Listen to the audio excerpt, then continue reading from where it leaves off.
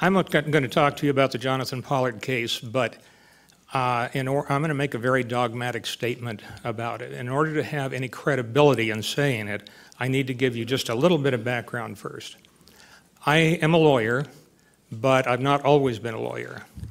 I was, for 6 years, a naval intelligence officer, and then at that point, the Navy decided I would be better as a lawyer and sent me to law school.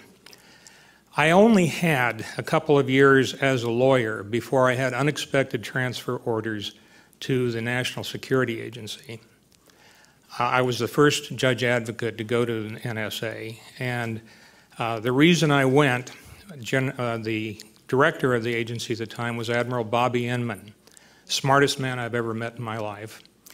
And as soon as I got to NSA, he pulled me into his office and he said, I made a mistake in my life. I always went to one particular lawyer for advice.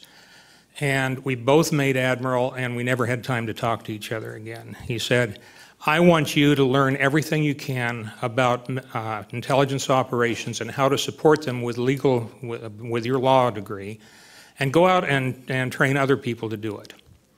And so that was my direction at first. From there, after I left NSA, I got a second law degree, and then became the legal advisor to Naval Intelligence. Long story short, in my 27 years of active duty, I only had 2 assignments that were not supporting intelligence operations. And as I neared the end of my career, I came back from a tour as a diplomat in Italy, and I'd only been here a couple of months when the FBI came and said, we want you to come and do the same thing for us that you did in the Navy. So I spent the next 11 years in the senior executive service of the FBI. The reason I give you that background is because I have worked every major espionage operation between 1979 and 2009, and quite a few that weren't major operations as well. In my judgment, there are 4 espionage agents who stand out as the ones who did the most damage to the United States. Chronologically, they are John Walker, Jonathan Pollard, Aldrich Ames, and Bob Hansen, who I knew personally. I'd never worked the Aldrich Ames case. That's the only one that I didn't work because I was transitioning from the Navy to the FBI at that time. Now, why do I say that Jonathan Pollard is a major problem or did major damage to us? Background for him, as you heard, he was a Navy intelligence analyst. And he wanted to make a lot of money. And he had ideas about weapons schemes and things like this. But one day he was talking to a friend of his in New York who commented that he had met a very interesting person, a colonel in the Israeli Air Force named Avisela. And Pollard said, can you introduce me to him? And he did. And right off the bat, Jonathan Pollard said, I can help you. What is it you would like to have? Well, Sella naturally had Jonathan Pollard checked out, and they realized that he was intent on what he said. And so they said, yes, we'll be glad to receive anything that you can get. Well, Pollard had a top secret SCI clearance, and he had a courier pass, so he could take classified information out and anything he wanted. And he started giving information to the Israelis. And one of the comments they said was that don't give us any secret information. We don't need that level. Only top secret and SCI information. And so that's what he started doing. And because of his credentials and his courier pass, he could go to the various intelligence libraries and get anything he wanted. And pretty soon the Israelis started tasking him with specific documents they wanted. And the way they were able to do that is they had a book that was published by the DIA that was basically a catalog of all the things that were available. And Jonathan Pollard didn't give it to them. They got that from somebody else. So Jonathan Pollard started giving them whatever they wanted. Now, just to recap for a moment what Pollard was trying to do, he didn't start out to give information to the Israelis. He started out trying to sell anything he could, including classified information. He approached the Pakistanis, he approached the South Africans, he approached the Australians. He turned over classified information to a South African attaché just as a show of good faith. So, you know, he's not a person who was trying just to help the Israelis. He was a pretty venal person here. At one point, when they were, he was meeting with his handlers in Paris, he started commenting, you know, I'm really taking a big risk, you know, all this sort of stuff. You know, I could really get a lot of time in jail for what I'm doing. It's a big deal. And the Israelis said, well, what is it you want? He said, up it by 1,000 a month. So, you know, this is really what he is. He's a person trying to make money. Now, what did he do to earn my suggestion that he's one of the top 4? He took so much information to the Israelis that they had to install 2 high-speed copiers in an apartment to take care of everything that he brought them. He would take information out every night in a couple of briefcases, give it to them to copy, and then because they had high-speed copiers, they was able to get it back to him quickly, and then he would replace it as soon as he got to work in the morning. How much did he give them?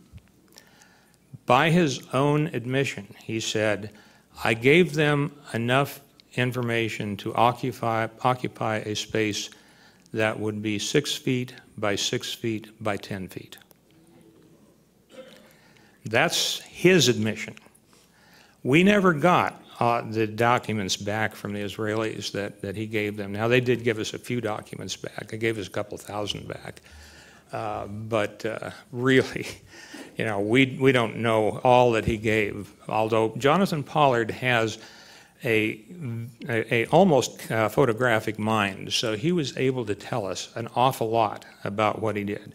Now, the reason he told us all this stuff is we made a deal that we would, his wife was involved in this too, and we made a deal that we would cap her sentence to 5 years, and that we would not ask for the maximum punishment for him. Now, the information that he turned over, some of it actually was information covered by 18 U.S. Code 794, which is mostly electronics communication information, carries a death penalty in it. But at the time that Jonathan Pollard did his espionage work, there was no death penalty in the United States. That had been ruled unconstitutional by the Supreme Court. And at that time, a life sentence was really in practice 30 years. So that's what we were looking at. Jonathan Pollard was pretty good about telling us all the information that he had given over. And as a consequence of that, one of the things that we do usually with espionage agents, or at least that I did, is I would write an affidavit for a senior officer to sign that explained what the harm was. So of the things that he gave us, I selected 19 different documents that represented the different categories of information that he had turned over to the Israelis. And just using each one, I explained what the harm is from this type of information, not from this document, but from this type of information, and gave it to Secretary Weinberger. And Secretary Weinberger made his edits to it. One of his edits, I have to tell you about this, one of his edits was he put in a sentence in there that said that if the death penalty were available, I would have no hesitation in recommending it. I crossed that out. And the next version I sent in to him, he put the same thing back in. And finally, I said, Mr. Secretary, if we can't ask for the maximum punishment, which is life, we can't say that death is appropriate. He finally got the picture. But anyway, this affidavit was then given to Judge Aubrey Robinson, who's now deceased. I took it to him personally. I sat in an outer room while he read it and gave it back to me and said, thank you very much. That's all he said. And then we went to sentencing. And at sentencing, the prosecutors really didn't say anything. They got up and they said he's done harm, he should receive a substantial sentence, but that's about the character of all they said. Jonathan Pollard got up and talked about what he had done and how sorry he was. And by the way, I really didn't do anything that caused any harm.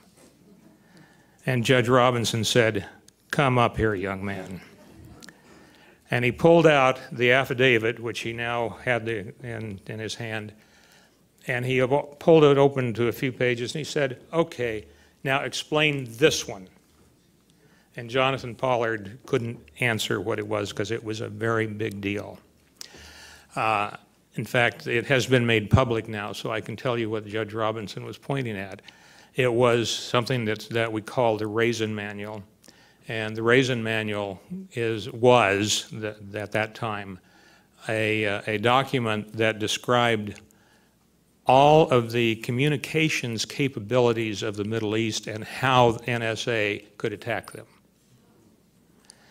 And Judge Robinson just said, explain this one, young man, and he was done. So at sentencing, Jonathan Pollard got life, which, as I said, meant about 30 years.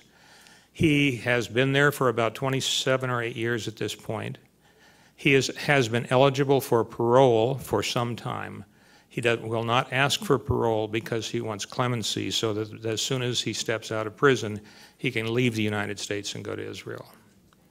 So that is my story of Jonathan Pollard. I am going to finish, it looks like 13 seconds early.